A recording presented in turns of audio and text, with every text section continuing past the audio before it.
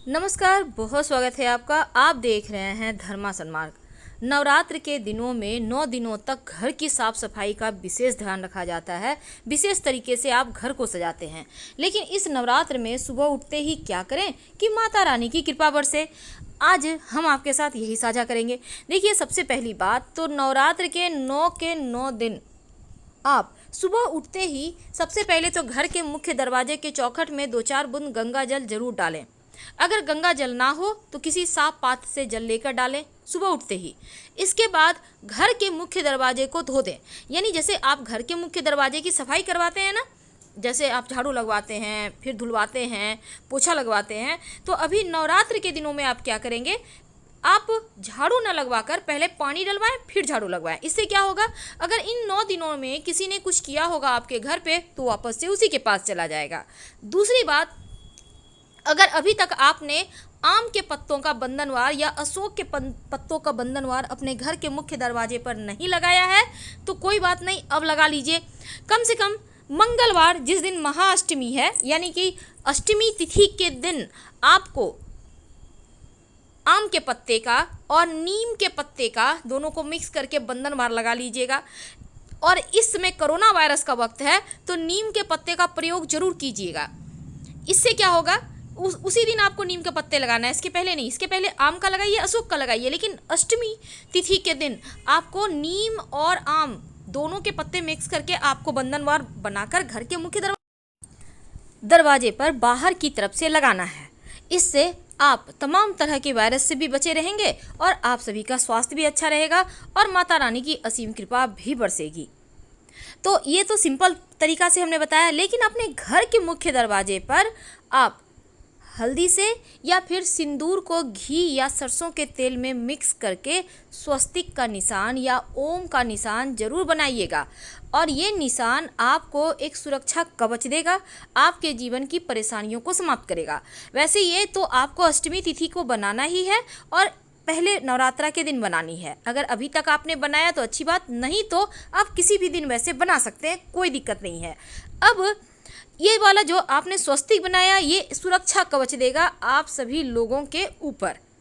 दूसरी बात, घर की जब सब सफाई करवाते हैं तब घर की सफाई के दौरान फिटकरी मिले हुए पानी से ही करवाइएगा, या फिर आप चाहें तो नमक डाल के भी करवा सकते हैं। तो ये तो सिंपल तरीका है। आप घर को कैसे व्यवस्थित करें, घर के मुख्य दरवाजे पर दाहिने तरफ अंदर की ओर एक बर्तन में पानी रखें। ये बर्तन किसी भी चीज़ का हो सकता है, कांच का, मिट्टी का कलश भी हो सकता है। जब आप इस बर्तन में पानी रखिएगा तो उसमें 2-4 फूलों की पंखुड़ी डाल दीजिएगा, कोई भी सुगंधित पुष्प डाल दें। और इस पात्र के नीचे आप थोड़ा से पुष्प रख दें, या फिर सिंदूर नहीं, अबीर समझ रहे हैं, अबीर गुलाल, हाँ, उससे आप स्वस्तिक बना दें।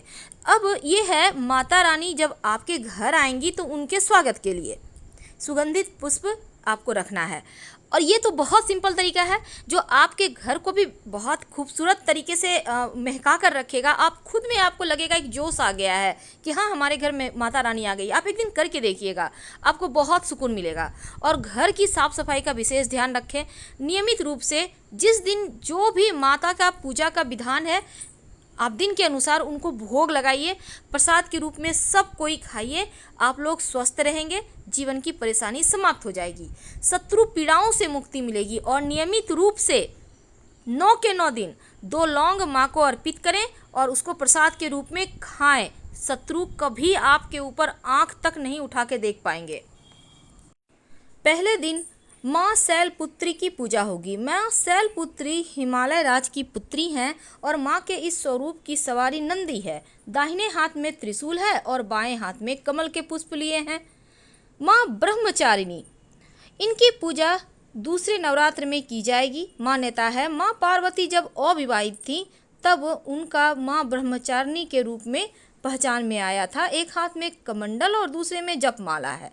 तीसरे दिन माँ के तीसरे स्वरूप माँ चंद्रघंटा की पूजा होगी।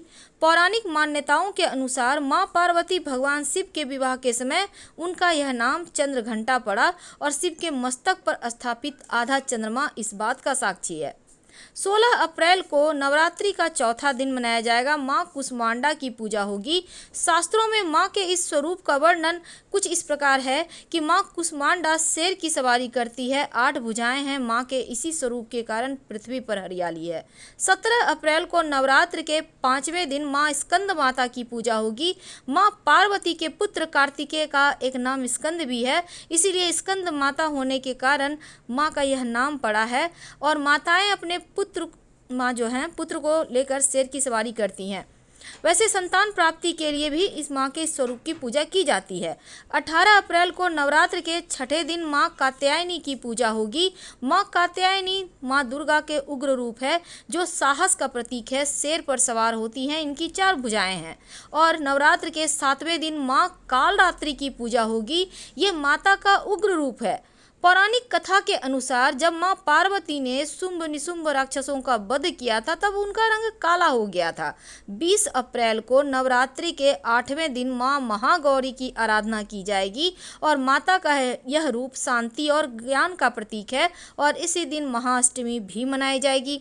21 अप्रैल नवरात्रि के 9वें दिन अंतिम दिन यह माँ सिद्धिदात्री को समर्पित है। मान्यता है जो कोई माँ के इस स्वरूप की आराधना करता है उसे सभी प्रकार की सिद्धियाँ प्राप्त होती है और माँ सिद्धिदात्री कमल के पुष्प पर विराजमान है। तो इस तरह से नवरात्रि के 9 दिनों की महिमा हमने आपके साथ शेयर की। अब जानते हैं इस नवरात्र में क्या करें क्या ना करें और वो कौन सी वस्तु है जिसे ज़रूर लेकर आएँ अपने घर। गोमती चक्र आप 5 की संख्या में ले आइए किसी भी दिन और लाकर एक सिंदूर की डिब्बी में उसको भर के कुछ समय माता रानी के सामने रख दें, फिर धन के स्थान पर रख दें। ये आपके जीवन में लक्ष्मी को स्थिर करेगा। अगर आपको गोमती चक्र ना मिले तो कौड़ी ले आइए, पीली कौड़ी। आप चाहें तो दोनों ही चीज़ों को लाकर अलग अलग बर्तन में रखिएगा। इससे क्या होगा ना, सिंदूर में ही रखना है और जब कौड़ी रखिएगा तो उसके साथ एक सिक्का रख दीजिएगा। धन बढ़ेगा, मान बढ़ेगा, लक्ष्मी स्थिर रहेगी।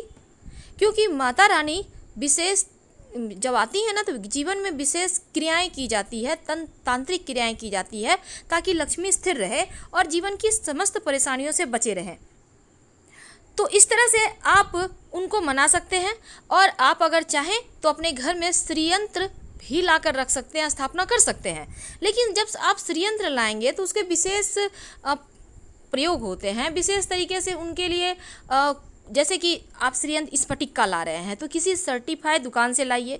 अब कहीं से भी आप ले आएंगे तो टूटा फूटा हुआ है, अच्छे से उसके कोण नहीं बने हुए हैं, या कांच के ही आपको दे दिया स्फटिक की बोल के, तो इस तरह से क्या होता है ना, आप एक तो ठगे जाएंगे, दूसरी बात गलत तरीके से बना हुआ श्रीयंत्र आपको लाभ नहीं करेगा, हानि करेगा। तो आप चाहें तो श्रीयंत्र जो एक आता है जैसे तांबे का या फिर पीतल का, उसके ऊपर उकेरा हुआ होता है, आप उसको ला सकते हैं। या कागज़ में भी श्रीयंत्र का तस्वीर छपा होता है, उसको ला सकते हैं आप, कोई दिक्कत नहीं है, वो ज़्यादा अच्छा रहेगा। आपको बहुत सिंपल 10-20 रुपये में मिल जाएगा, आप उसको लाकर रख सकते हैं। लक्ष्मी स्थिर करने के लिए ये छोटे छोटे प्रयोग होते हैं। और जब आप यंत्र को लाइएगा तो गुलाबी कपड़े पर उसको आसन देकर रखिएगा। नियमित रूप से धूप दीप दिखाइए, रिचार्ज करते रहिए और ओम श्रीं श्रीय नमः का कम से कम 5 बार जप रोज कीजिए। फिलहाल विदा।